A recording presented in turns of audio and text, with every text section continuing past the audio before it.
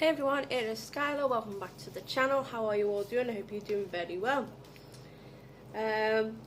Today's list is, if you like Cronenberg style horror, then you're in for a treat.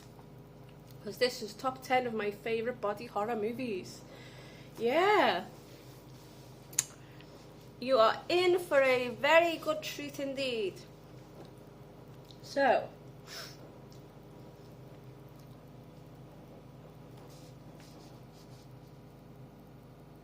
yeah, I'm just reading over. So anyway, let's get into it. So, remember, this is my list. Your list will be completely different, and that's completely fine. So, let's get into it. So, number 10 is Teeth from 2007. Basically, this girl has teeth inside of her private anatomy, and when she explores herself, the teeth bites onto people's members. That's how I'm going to describe it. Yeah, or fingers when the doctor examines her. Slight spoiler alert. I'm just cleaning my glasses. So anyway, after that brief interruption, let's get into number 9.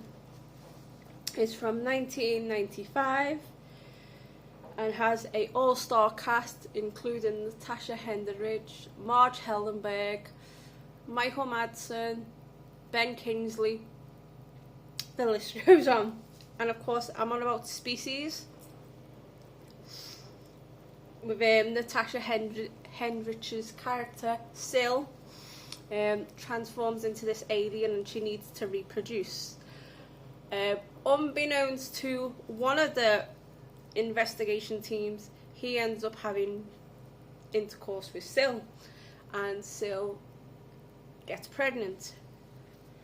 And obviously she gives birth to the baby, and yeah, we'll just leave on from there. So number 8 is from 1986. This stars Gina Davis and Jeff Goldblum in one of the, I think, the best body horror movies ever, and it is The Fly. Oh, I'm dropping lists here. So yeah, so Jeff Goldblum does an experiment and he injects something into himself that makes him turn into the Fly, and you see the process, and you've got like the whole, that capsule is amazing. And guess who directed it? Yep. I want you to guess. Put it in the comments below. That's your question for today. For all you horror fans, who directed The Fly? I know, but I want you to answer, so that's your little question for today. So let's bring me on to number 7. A year earlier, which is 1985. It is directed by Dario Argento and Lamberto Bava, which is the son of Mario Bava. Yeah, and it's of course one of my favourites. It's Demons. I love Demons. Basically, it's, they go to a screening, and they go to the cinema. And oh, by the way, this movie was set in Germany, by the way, just so that you know, it wasn't set in Italy. It was set in Germany. And basically, they're in the cinema, and something happens to one of the girls as she goes to the toilet. She gets bit and infected, and then she becomes a demon. And then near enough the whole entire cinema gets infected. But I'm not going to tell you what happens at the end, because it's got a good ending to it. So number 6 is from 1989, and this is typically body horror. But if you like black and white movies, then I agree that you give this a shot. And if you like foreign movie, which is from Japan, and it's of course Tetsuo the Iron Man. Basically, it's about a guy that, it's like, it's weird, I'll just say it's a bit of weird, and he ends up putting metal into himself and it all fuses into. It's weird. That's why you need to watch it for yourself. So 5 is also from 1989. It's directed by Brian Yuzuna. It is the most classic body horror. I love it. And it is, of course, Society. Obviously, it's a group of people that belong in this society. Even, like, it's just basically near enough the whole town that belongs to this society, and then you see at the end why it's called body horror. You have to watch it. I love the movie. I think it's fucking funny as fuck. I love it. And it does give the best example of body horror. That's why I put David Cronenberg, because he is an example of body horror himself. So, which brings me on to number 4, is from 2012. I'm just gonna give you the backstory to it, the plot to this movie, and it is, of course, Excision. Basically, it's got a lot of dream sequences in this, so be warned. Obviously, a high school student. She meets up with a guy in a hotel, fellow high school students, and they have sex. But unbeknownst to him, she's on her period, and she wanted to do all these freaky different things, like have sex on her period, because she dreams of becoming a surgeon. So you see all these dream sequences of her, like, doing surgeries and whatnot, and then, because her sister's got a rare genetic condition, a dream is to perform surgery on her. And all I will say is you need to watch it, because it's got something to do with the younger sister, and then obviously the parents are, like, shocked and they find out what's happened. So yeah, it's a bit of a weird one. I love for what it is. It's very different. It's not your typical body horror, but it does have a lot of dream-like sequences that reflects in with the body horror genre. So watch out for that. So number 3 is from 2008. This is a French movie. So if you like your foreign movies and you like your French movies, you get into this one. This is under disturbing movies. This is under body horror in an aspect. Let's just say, let's talk about the story and then I'll give you the title. Basically, young girl escapes from tormentors that are, like, basically torturing her. Years later, she has a friend, and they go back to that. They drive along, and they somehow find the captor's house.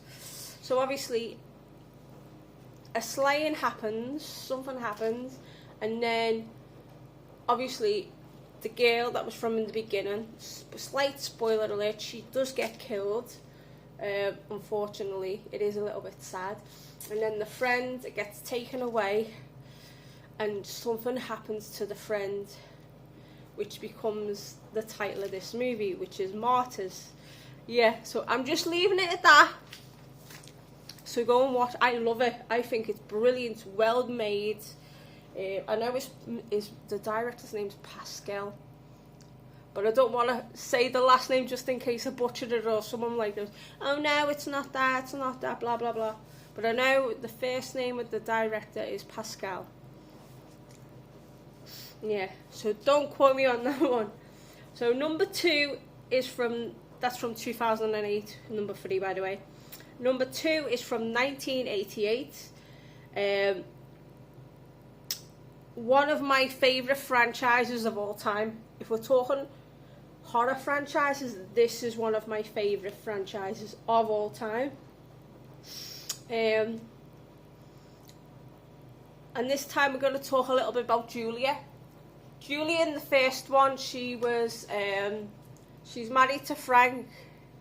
Hang on, no, she's married to, yeah, because she had an affair with Frank, and she married his brother. Obviously, and then something happens to the husband, and then Frank comes back. But this time round, it's what Julia does. Julia finds somebody as like a professor, and Kirsty, I think her name's Kirsty. She's locked up in this mental institute, the same as where this doctor is, and he's the one that brings Julia back to life. He brings people, and basically she kills them to restore her body, because she has to do things. And then obviously they go into the puzzle box because they get somebody to open up the puzzle box, and yeah, just things happen, and the doctor becomes a Cenobite. Yeah, this is why I do love the second. I love the first one. The first one's always going to be a classic, but the second one is a really, really good sequel. That's all I'm going to tell you about, and obviously it's Clive Barker's. This is Clive Barker's movie. Yeah, this is Clive Barker's Hellraiser, so yeah. But it might be, I think it's directed by somebody else. But I know, yeah. Yeah, Clive Barker directed it, and Doug Bradley is obviously the main Hellraiser. The main Pinhead, that's it, Pinhead! Yes, I got it right. Got it right. So, my number one now, because we're at top of the shop now. And I've given a good little explanation to these films tonight. This is pretty good for me. It actually stars Ihi Sheena, who's one of my favourite actresses of all time, if you know Audition. Then, yeah, this is starring Ihi Sheena. She wields a katana in this movie, and she makes the most gorgeous violence evermore, and she kills off all these evil guys and everything. It's mind-blowing. If you want gore in a movie, this has... If you like Ichi the Killer, which is directed by Takashi Miike, you are going to fucking love this. Excuse my language. But you are going to absolutely love Tokyo Gore Police. I did recently watch it. That has one of the most... Really... I will say this, and I know people might hate me for it, but the gore is stylish. This gore is so stylish in how they created it, especially when Ihi Sheena's character got the katana and put it over. It's like a samurai, like an evil samurai, and like part of his face, and you can see his brain, and oh gosh, now. But if you don't like your gory stuff, then you don't have to watch it. So yeah, let's get back into the list, and then we can finish the video. So, 10, Teeth, 2007, 9, Species from 1995, 8, The Fly from 1986, 7, Demons, 1985, 6, Tetsuo the Iron Man from 1989, 5, Society from 1989, 4, Excision from 2012, 3, Martyrs from 2008, 2, Hellbound Hellraiser 2 from 1988, and 1, Tokyo Gore Police from 2008. And I forgot to mention, with Tokyo Gore Police, the evil guy, there's a little bit of body horror that happens to him, so this is why Tokyo Gore Police comes under body horror, and that is why it's my number one. So I hope you enjoyed day 5, which is top 10 of my favourite body horror movies. So stay tuned for day 6, we've got something exciting coming tomorrow. But I will be filming 2 videos tomorrow. So they'll be uploaded, one for Sunday and one the next day, if that makes sense. Because I always like to keep Monday free, so when me and Si spend time together. Because, yeah, it's all good. So yeah, hope you've enjoyed the video. Like, comment, subscribe, all that jazz. Turn that notification bell on. You'll get a brand new video from me very, very soon. I have to dash. I've got to go and do some shopping before it gets dark. So ciao, and stay gaudy, and have pleasant dreams. And I will see you soon. Bye bye.